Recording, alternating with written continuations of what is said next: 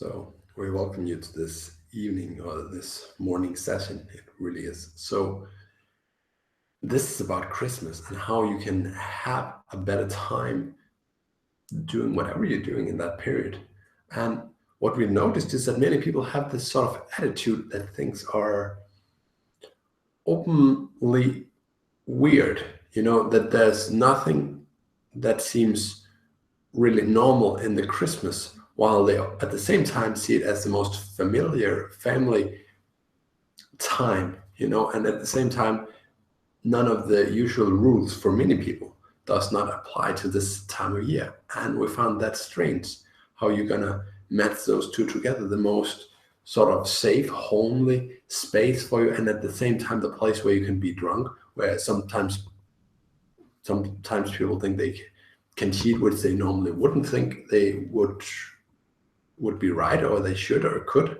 And they sort of see it as a place where you just give and where you discreetly take, which they wouldn't otherwise do. So look at these sort of different patterns that usually go through Christmas and how you can use some of them as bridges into your normal life, quote unquote, and at the same time how you can not use those bridges that does not serve you, according to what kind of Christmas you want to create for yourself. So let's just get on with that. What we see is that Christmas is a time where you have, in general, a holiday of greater relaxation. That in and of itself is a great privilege. But many do not let themselves relax because they see so many duties. And for some people, it's fun to be involved with these duties and they like to be involved with the family. This is the sort of family, homely, familiar part feeling we see about it, where you are Christmasing, where you're cooking, where you're spending time together with your family. So what you sort of have a preconceived idea, this is normal, this is what a happy family is supposed to look like. So the thing that often happens is that then sometimes the eggshell cracks. You don't live up to the expectation that you have regarding a proper family because there is some problems coming in, or you are not used to living this way, so you have not practiced these vibrations, these ways of being together very much. If you have, it is great. Keep on doing it. Keep on appreciating each other. Just focus on the primary spirit of Christmas, of giving, of appreciating, of enjoying yourself and others, and of having good time. It is a little like people have an idea that you go back in time where there's better time to do things. So just enjoy that part of it.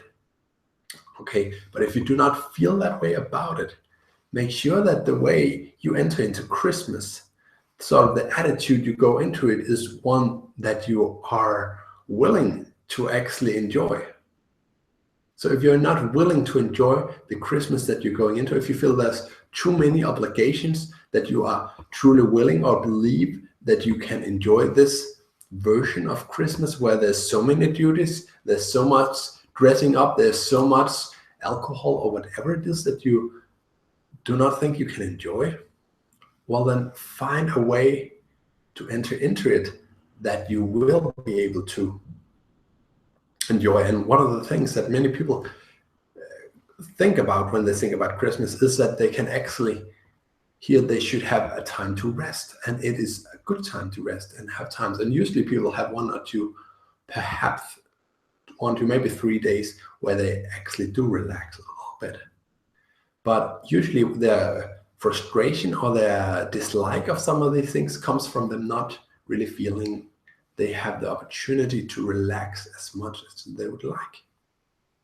We like to put in that relaxation can be doing some of these duties. So if you want to be smart about this, if you feel like I still want to be a part of this family and there's certain expectations to me, or so you believe, just realize, first of all, half of this expectations from others are inside your own head. Okay, so they might notice something is different if you didn't live up to all the expectations you think others have to yourself, but they would not really be mad at you. They would just be noticing a difference in your behavior. okay? And so many people, when they think other people expect something of them, and then they don't stop living up to it, they try, what if I don't do it? What will happen? You know, I have a right to not do it. And then maybe they get one complaint and some surprise or some noticing, oh, you used to do that, now you don't do it. And so they take that as confirmation that they all expect them to do it, except of seeing that, oh, they notice that something is different. They notice this new you, this new self that you entered into. So the thing is, you should ask yourself, am I willing to be the best version of yourself to myself in Christmas? So while many people say it is about giving, and we think that is a wonderful thing, you should give to yourself as well. We think that's a part that's really missing here in this Christmas discussion, that it's actually the time where you can give to yourself. Because there's usually this idealized idea of Santa coming and giving, and family members giving to each other and giving this food to each other. But what about the consuming part of the food? That is giving to yourself. How about the receiving part of the presents? Use that. That is okay here to receive. Many people feel that it's more really okay to receive more presents and more things and more good stuff for themselves. And remember, this is not a bargain time. This is not a time where you give this, I get that, and so we're all sort of have this nice business agreement. If you truly find the spirit of Christmas, you'll find that your circumstances will be very, very willing to let you give to yourself, because they'll want to do the same as well. So you'll probably find a lot of people happy in most circumstances, most situations, that you are allowing yourself to take one extra bath, or just ask yourself, what would it take? What should I do for me to feel that I'll be willing to enjoy this Christmas? Okay, so how much self-time, self-enjoyment do I need in order to feel, or self-giving, whatever that means to you, right? So that you feel that you have taken care of yourself and you're willing to enjoy the rest of your Christmas. And notice how others will begin to do the same, sometimes perhaps reluctant, sometimes they might even seem a little bit agitated that you're doing this, but they will start to do similar things in many cases, which really mean, oh, secretly, I'm really happy that you do this, because now I'm allowed to relax as well and give to me. And suddenly you'll have a whole different Christmas spirit. So if we really want to capture this spirit, find out, what can I do that will allow me to be willing to enjoy the rest of Christmas that is with me. And just let yourself go in any direction that you want. There's no right or wrong here. And maybe this scenario we put up, because Christmas is such a wide term and there's so many different traditions and views on it, but we try to capture a broad spectrum of where people are. And so usually 9 out of 10 people will have something major that we just delivered here that you can actually apply to your own Christmas time. Okay. The last thing we want to we've talked so much about this spirit of Christmas, how it comes about, how you can sort of, a part of it is we talked about relaxation. But when we talk about giving, there's also sort of a productivity streak to it. Okay, so there's a lot of creating food, creating gifts, and being a part of all this. That's why some people who are usually not very productive or don't see it as being productive, they get stressed out from this. They call it the race of Christmas, right? But if you actually saw it as healthy, productive activities, you would begin to feel a little different about it. So remember this, it is a giving of yourself where you're of service to some family members, including yourself, and creating something meaningful with your family or for your kids, giving them things that you find meaningful. So always go into something that you find meaningful. Don't give them something that you find completely useless, then they can buy it themselves. That is not your present. You're not obligated to give other people things that you are not willing to enjoy giving them. So just give things that you enjoy giving, and you will find the receiving of them will be more easily well received in most circumstances. Okay, and so realize that this is productive time. And if you really get into this spirit of Christmas, which is this relaxation and this listening and thanksgiving, but on the other hand, also this productivity and even a sort of mastermind productivity where people are working in harmonious agreement together. And what, if you really get into this, if you find this, oh, this is meaningful, this is productive, there is something good here, and I want to do it together with you, with some other people, and you are well rested while doing it, right?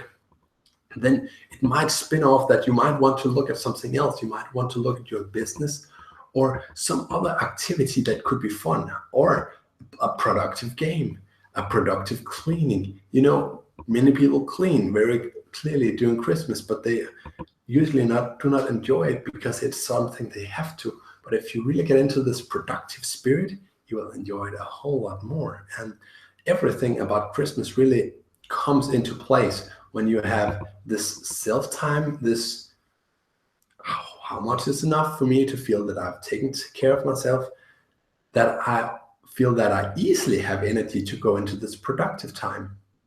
Okay, and start listening for yourself, start realizing or just thinking about how can this be productive? Why is this of value? What does it take for something to be productive, for something to be valuable? Okay, because if there's a sort of value in something, then it must also be productive, right? Unless you have a screwy definition. So if you find a really screwy definition of productivity here, like productivity is only when you do something that creates money, that is not about productivity. Productivity is only when you service those people who have money or who has prestige or value in the society. Oh, that is not productivity. It has nothing to do with the true productivity come through the energy leverage coming through the person and enjoying this sort of coming through and commotion and all the ideas and the instant or almost instantaneous action taking or action planning that takes place when this wonderful energy flows through you. And so true productivity is just being really involved or really doing something meaningful with your action and doing it in such a nice way because you see the meaningfulness of it, that new ideas and plans are constantly expanded. Because if it's just doing things, there's not really the productive flow that comes when there is sort of this expanding, meaningful idea flowing, expanding process going on. And so that's what you really want to do. You want to have the calm time, the relaxation time, whatever that means to you, whatever you feel, I've taken care of myself, and you want to be productive. And we want to just say, have a wonderful Christmas. And in all of this, appreciate that you have the time to do this, because there is usually not so many other things that you have to do apart from taking care of Christmas and taking care of yourself, which means that, and you usually think about it sort of pre or ahead of time. So you have the ability to appreciate it in advance, which will sort of prepare the energy about it. So just instead of thinking about the stress thing, thank you, I look forward to all the resting that I'm going to have between Christmas and New Year's Eve. Thank you if you have any sort of resting there. And thank you for the time I spent with my family, or the productivity that I might, even if you don't have a family or someone close to spend some time with that you really want to, then enjoy the productivity, how you can give to yourself and give to others. And so just be thankful in advance and be giving of yourself and to yourself. That is the true spirit of Christmas. So remember to be thankful and giving in that sense. We are sure you're going to have a wonderful Christmas, and just ask yourself, how can this Christmas become the best Christmas that I've ever had? Is there something that would, if I had it, or if I got it, or if I created it, or if I bought it, or did this, or experienced this, then this would be magical? Or if we played this game, it would be magical. What would it take for you to say, oh, now it feels magical? Because you usually have these definitions. So just go into this and have that as your special creation, see if it succeeds. Do not be dependent upon it, but have it as an anchor for your Thanksgiving in this Christmas. See, oh, I think about this beautiful Christmas tree. And so I'm thankful when I think about that. And that's where I get my thankful feeling about this Christmas from. All right. So we want to say we are certain that you are going to have a more productive, more fun, more relaxed at the same time Christmas than you've had before, if you just take a little bit of what we said to heart. And we enjoy watching you at Christmas, and we see so many dynamics at play, and we find it very fun, very interesting. And perhaps you can take the same approach when you're in it, when you're sitting with your family, saying there's so many fun family dynamics at play. There's so many opportunities to love, to give, and there's so many expectations in play. And so it's fun to laugh of your own dreams. And perhaps even if someone else has something, oh, it has to be like that. Sometimes you shouldn't laugh of it, but just do it internally. Just sort of enjoy observing the situation, because it's really fun and it's really sweet and we really love it. So we just want to wish you all a very happy and very Merry Christmas. Goodbye.